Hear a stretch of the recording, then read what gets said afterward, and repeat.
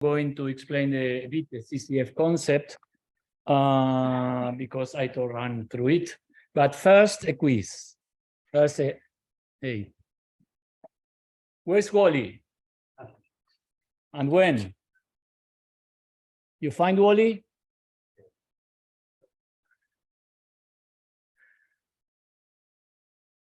This fat person with such a face is Mateo 2004, and the guy without hair is me. You see also here. I'm the boldest of all of them. It's also Keith Arnaud is there, Randall Smith, Mariano Mendez, the old gang who started this. And in front is Peter Wilmore, the retired professor who started this project. But I will come to this next week. So the calibration of the XMM Newton instruments is a bit different. It's independent from the development of the data software, so it has no versions which go together with the software. Of course, they are linked together, but they can proceed independently. So all the calibration data is contained in the so-called current calibration file, CCF. And the CCF is a collection of all the XMM Newton calibration files ever made public. And there are a lot. It's updated continuously. So if you are working very much with XMM Newton data, you should have a link to our repository, which is telling you when there is a new calibration file. This could be important for you.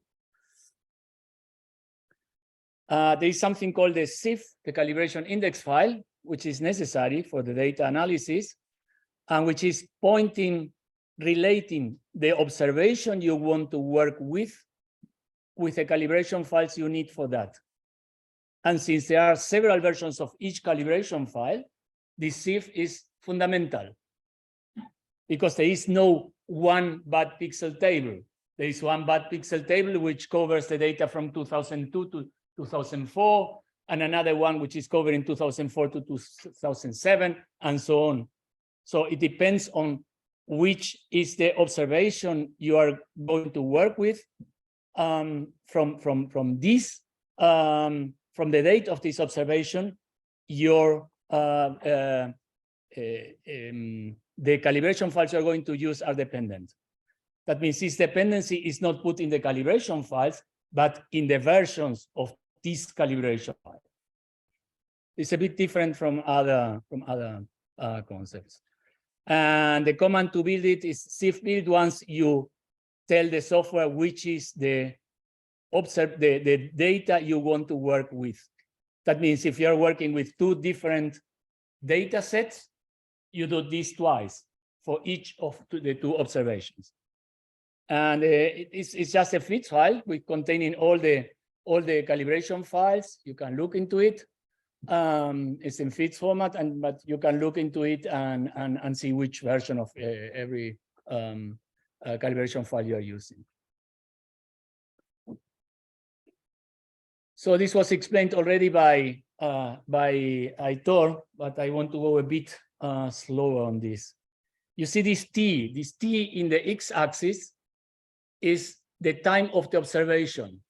And it tells you that for one of the calibration files, the so-called XMM example 1 here, is going to take the version 1 of that version.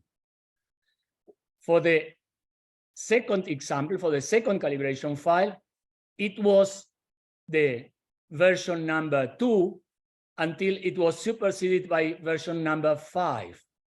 And this is how files are getting superseded.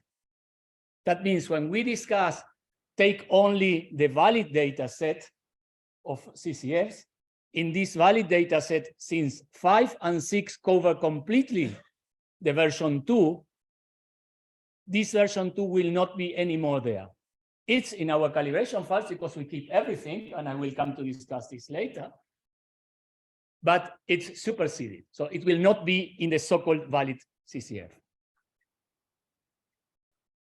Here's another example. He took the same also because he took the same image.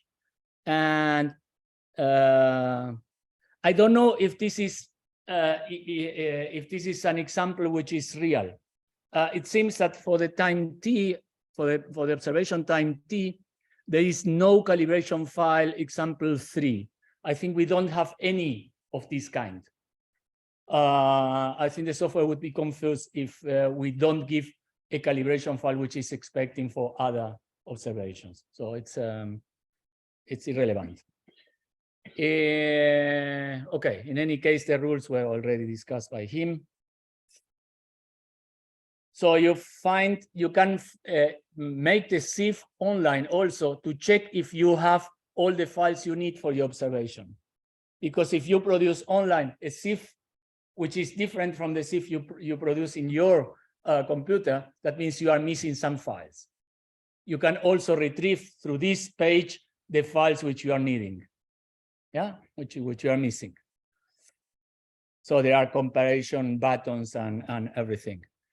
So, and recommended use the rsync or mirror commands for having this running all the time. Whenever a new calibration file is there, it will be synchronized with your repository whenever you are online. There are a lot of CCF release notes, and this is, it seems a lot of information, but we use it, I think from year 2005, we started to use this as a kind of quality control, because the calibration file has to inform the rest of the people, there is a new calibration file and I did it because of this and this, and this is the analysis. And these other people, well, a group of people have to approve it. And not only approve that this file was produced, but also approve how it is told in the release notes. This was after we had certain problems with certain calibration files produced by certain calibration people.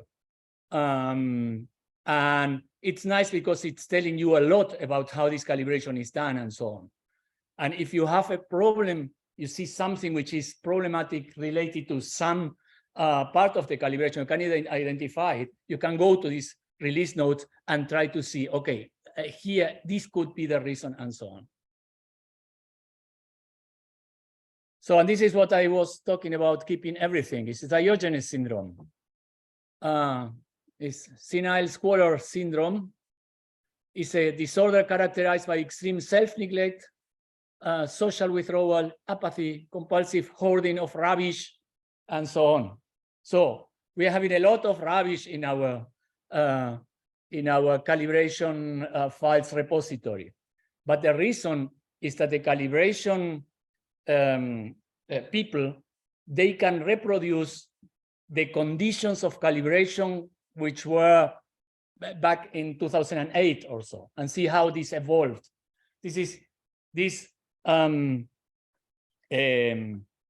is one parameter for this production of the calibration index file, which is the analysis state. You should use always analysis state now because you're an observer. But the calibration people can put their analysis state 2010. And then only the files will be taken which were used at that moment. It's a good test for the software also, yeah, because a lot of things have changed. And I suppose that it could, in some cases, it could give a lot of problems. Okay, but anyway, this was the concept from the very beginning, and we have kept it. The full repository has, as of today, 4.3 gigabytes, and there are 1,550 files. Also, there are 1,550 calibration release notes. Don't read all of them. The reduced repository is 1.2 gigabytes, is something like 515 files. There are a lot. And I think we use for a total of, I don't know, 50 calibration files for every observation. But there are a lot of versions for the different observations, yeah, because they are covering different. I mean, these are 23 years of operations. The calibration has changed a lot, and the data changed a lot, and our instruments age and so on. So here are all the bits you need for getting to the CCF library, to the reviews, how to synchronize them, where the CCFs are on the network, and all the release notes. Okay, and this is something exotic. I think I was one of the few people using it, CalView.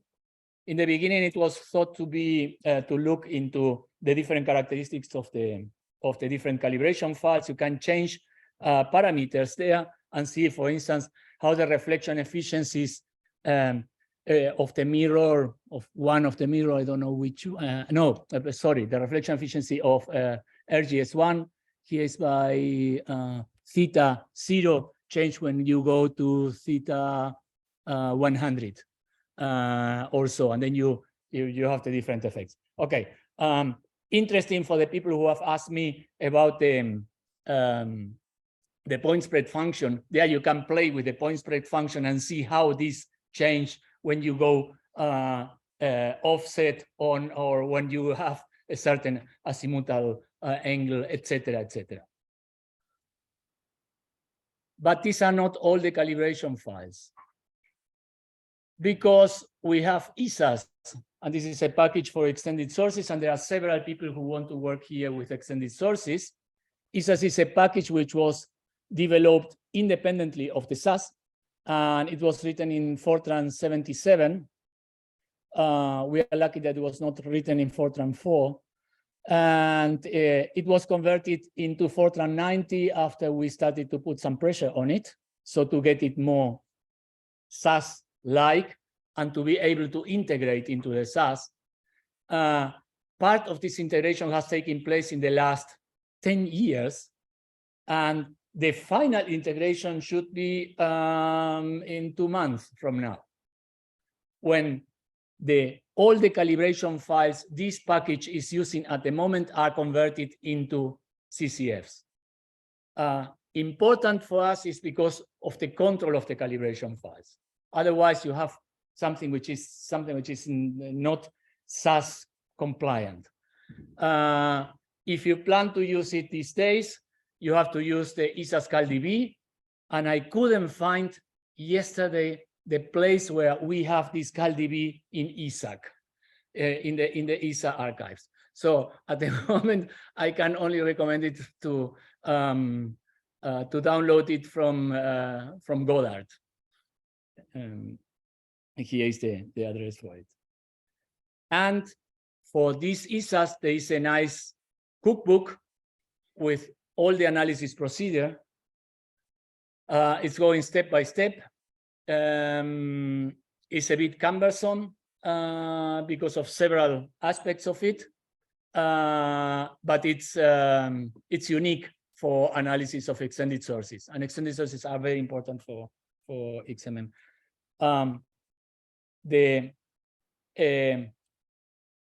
This has a lot to do with the background analysis. Okay, Jeremy discussed a bit the different types of backgrounds. I mean, we are dealing also with background from photons, from particles, and from electronic noise. And in the extended sources, the background is fundamental. So easy is to subtract from a point source the background which is there. Of course, you can come into traps and so on, but in extended sources is fundamental. And this ESA's cookbook goes a lot about how to model all the background which is there.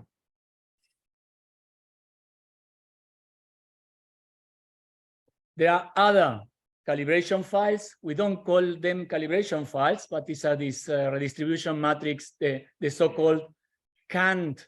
Okay, sorry. Okay, Matteo has talked today about RMF-gen and ARF-gen. This is for producing the redistribution matrix and the effective area. Here are the commands. But there are also, we provide also a set of standard redistribution matrices. And this is, that means you can use them without using the software practically. It's already there, it's produced for that. They are under this address here, and there are a lot also, because they depend on the epoch, on the mode, on the event patterns, on the, if it's, for most, if they are in the center, if they are in something which is a patch. I will tell something about that in a second, or if it's in the wings of the patch and so on. There are, we have currently 14 epochs, and the last one is covering from 2011 until now. It's a long period. The reason is you should not use them because they are not good for data analysis. They are just there for proposal preparation. When you prepare a proposal, you need something to put there for your research. You don't have the data to derive a redistribution matrix. So you use something which is something produced which is similar to a redistribution matrix, but it's not yours. Okay, this I'm not okay. These are the different event patterns we have, and you see there also the numbering which is used in our coding from 0 to 12 for most. The reason for not being able to use it for the analysis, or not being good to use for the analysis, these canned matrices, is that several years ago, in the most, a small patch was formed close to the region where the instrument bore site is, and this is something there. The response, the spectral response, is degraded, and this changed a lot and can produce effects. That means when you analyze a data which is close to this point, it's extremely important to know exactly which region you are taking for your source and also for your background, because both can be affected by this patch, by these patches, because they are in the both most instruments. So it's almost impossible to create a large number of redistribution matrices which are taking into account all the possible different combinations of source and background.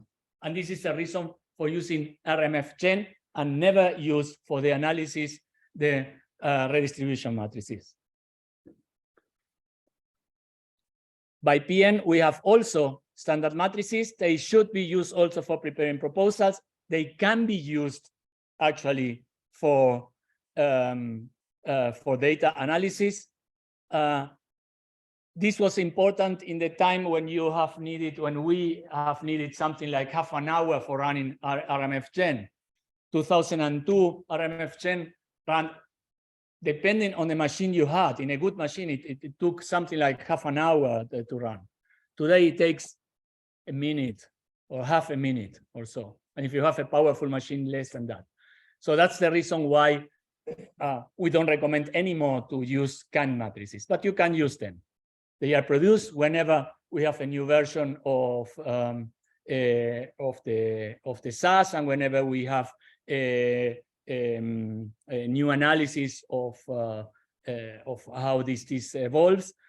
They are a lot, and they are also depending on the camera, on the epoch, on the mode, on the pattern, and on the version. And you see here the position within the detector. This is extremely important for PN, because this is defining how your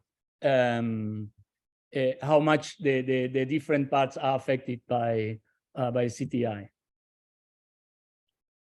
So then we have ARF-gen. This is for producing the effective area, and this is ARF-gen depends on the telescope effective area, vignetting, filter transmission, detector quantum efficiency, encircled energy correction, and the flux losses due to CCD gaps, bad pixels, bad columns, etc.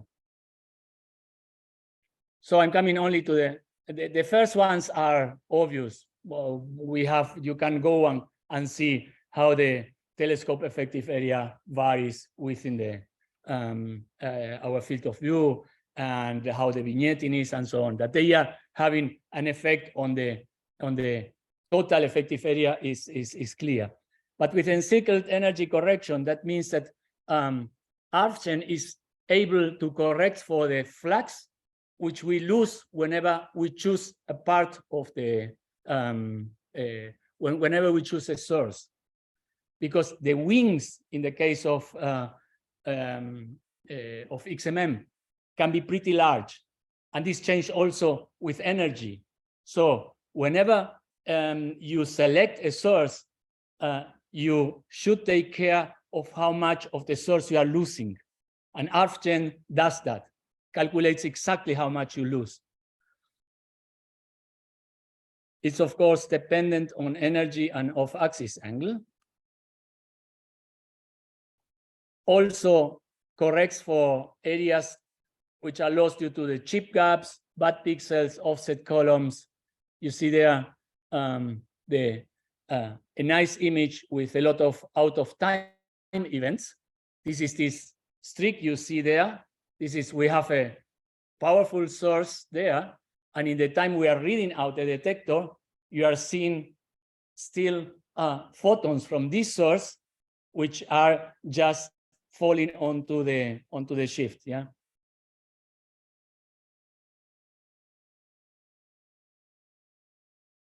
So for a point source, you would use Arfchen normally in this way. If you use a Kant matrix, you can tell the Arfchen that you want to use this redistribution matrix. Otherwise, it would take it out of the spectrum. For an extended source, this is the way to call an extended source, and you can use in this case either a detector map which is flat, just a flat, or you can use a detector map which you produce because you are trying to analyze an extended source which is on a variable background, and so you can put a background there. You have to create that and get an image in detector coordinates for the software to work. This is the way to do that. There are also, Arfchen is able to calculate the influence of other sources which are close to your source. That means that it's going to take into account that there is another source which is affecting the flux which you are measuring under your source. Here, okay, the source is here. There is no source there, but it's far away. I should have made an example which is closer to the source, so that so there is here is this cross-arf technique used, and it's just calculating the wings of the other source and taking it out of the flux you have from the source you want to analyze. So, and you can make your life easy just calling spec_get, which does everything for you, takes the source and the background region, calculates the optimum extraction radius, because this is dependent on the source you want to analyze, produce the source and background spectra, generates the ARF, the RMF, and prepare all the files for spectral fitting. This is the way to go. But if you have some problems, then okay, you go back and say, okay, here there could be a problem with one step which was done by spec_get. Spec_get is called, and I think it was shown by Aitor today, from this nice interface XMM Select and the OGIP spectral products. And I think that's all. I was accused yesterday of extending too much my talk. Please subtract the time I'm giving to you today back.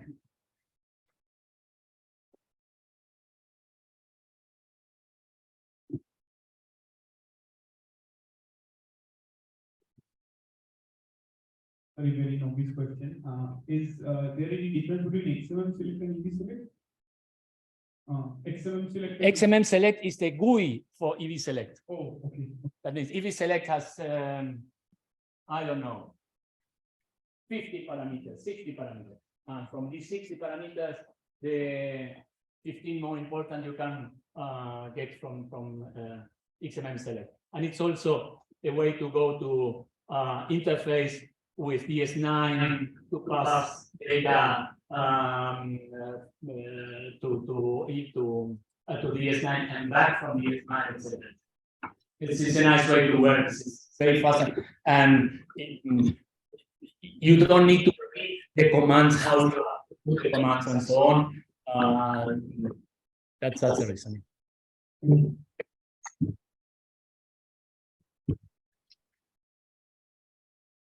So we asked a question about calibration.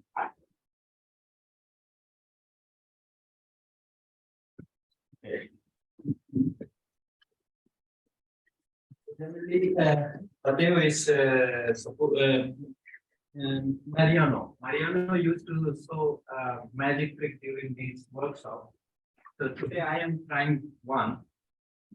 You know, it is for only participants. You have to try it. Take your hand like this. Do this.